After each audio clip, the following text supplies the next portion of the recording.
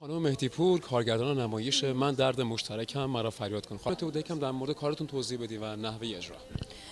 من از جریان سیال ذهن توی این کار استفاده کردم به شیوه کارگردانی و نویسندگی و اینکه میخواستم که با یک زبان متفاوت دو تا آدم که توی دو تا جبهه متفاوتی هستن چجوری حرف همو میفهمن، نه صرفا به کلام من فارسی صحبت کنم شما صحبت کنی حرف همو بفهمیم. ممکنه دو تا آدم تو دو تا جبهه متفاوتی باشن با دو تا زبان متفاوت ولی حرف هم رو میفهمن. اون درده باعث میشه این دو تا به هم وصل بشن، اون حس احساسه. بسیار عالی.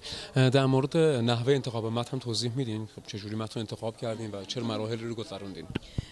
من اقتباس کردم از نمایشنامه پیکر زن همچون میدان نبرد از ماتینی 21 و دوباره خودم بازنویسی کردم و نوشتم. یعنی یه جوری ازش گرفتم ولی کل جریان از اون نبود. یعنی متن شما اقتباس کردین؟ بله اقتباس کردم چون دوست داشتم که این جریان سیال ذهن اتفاق بیفته، چون تا حالا کاری نداشتیم، یعنی در واقع من ندیدم که تئاتر این استفاده بشه، این اتفاق بیفته، جریان سیال ذهن.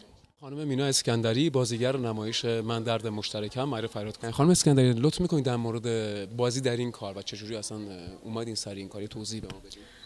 خب بازی برای این کار خب همیشه احساس میکنم که تجاوز برای هر خانومی یک دغدغه‌ای باشه و وقتی که یک فرصتی در اختیارش قرار میگیره که در رابطه با دغدغه‌اش بیاد کار انجام بده قطعاً پذیرا خواهد بود. و حالا خانم مهدی‌پور نسبت به من لطف داشتن، حالا با توجه به اینکه من با زبان فرانسه تا حدودی آشنا بودم و نظرشون این بود که زبان رو از این کار بگیرن و نشون بدن که این یک درد مشترکیه، حالا فرای حتی جنسیت، حتی فرای ملیت، فرای زبان بین همه انسان‌ها.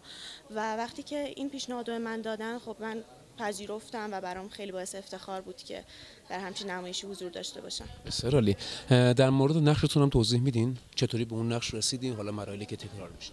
خب مراحلی که تکرار میشه همونطور که گفتم برای من این مسئله اصلا دغدغه بوده، از اول همیشه این دغدغه رو داشتم به خاطر اینکه اونطور که باید و شاید بهش پرداخته نشده و وقتی که خانم مهدی‌پور برای من این نقش رو توضیح دادن من رفتم راجع بهش خوندم، راجع بهش دیدم، راجع بهش شنیدم، حتی با یه سری روانشناس صحبت کردم و حالا یه سری حالت‌ها رو با دغدغه‌های خودم، حالت‌های اون افراد رو با دغدغه‌های خودم قاطی کردم و سعی کردم که دورا رو فارغ از هر جنسیت و هر ملیتی درش بیارم. بسیار عالی. نظر شما در مورد 18مین دوره جشنواره تجربه چیه یا اصلا اولین بار شرکت میکنید؟ من اولین باریه که شرکت میکنم. خب اصلا اولین باری که سنم اجازه میده شرکت بکنم، ولی در سالهای قبل همیشه دنبال کردم. به نظرم جشنواره‌ایه که خب رویکرد تجربی وقتی داره، کارها خیلی متفاوت‌ترن، خیلی خلاقیت توش بیشتره و کلا به نظرم جزو موفق‌ترین جشنواره‌های تئاتریه که در حال حاضر هست.